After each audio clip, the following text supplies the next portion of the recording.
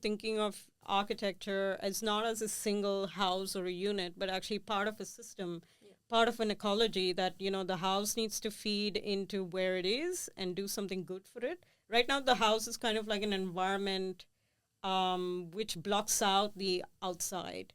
What if there was a way for the house to be a membrane that actually feeds the outside and the inside and builds a connection between the inside and the outside? I don't know. These are ideas. Yeah, I like it. And humans, women, kids, everybody, we do better when we are actually connected to nature. Because everyone's talking about biophilic design and biomimicry and all of those things.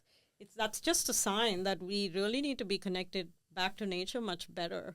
There is a deep urgency to do something now, and like some people like to say, yesterday. Yes, exactly. There's a deep urgency to do that because we've in the last year we've actually crossed the 1.5 degrees Celsius.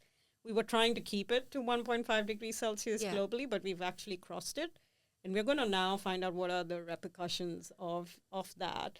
And climate change is not a new thing. It's been around forever. It's just that it's pretty accelerated right now. And so we're seeing a lot of change in our weather patterns. And when there's change in our weather patterns, that means we're going to have problems with our food systems because they're affected by rain, etc., like that. If there's a problem with our food systems, that means there's going to be shortage of food. If there's shortage of food, it can be breakdown of societies.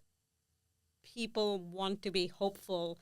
And I think the hopeful needs to come in the action. And we need to repeat our actions every day, every minute, think about it all the time. And that's where we exercise hope.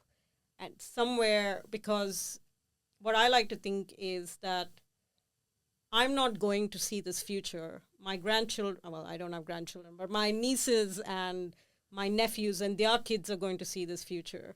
And a lot of our society is pretty hedonistic. They live in the moment, in the now.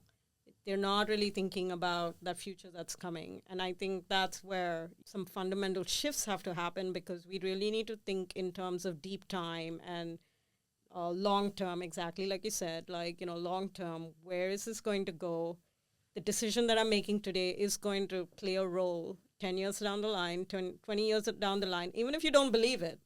But it's going to have some impact, and really thinking about that is what we need to do. So, yeah, I think of hope as an action, not as a thought, if that makes sense. I like that.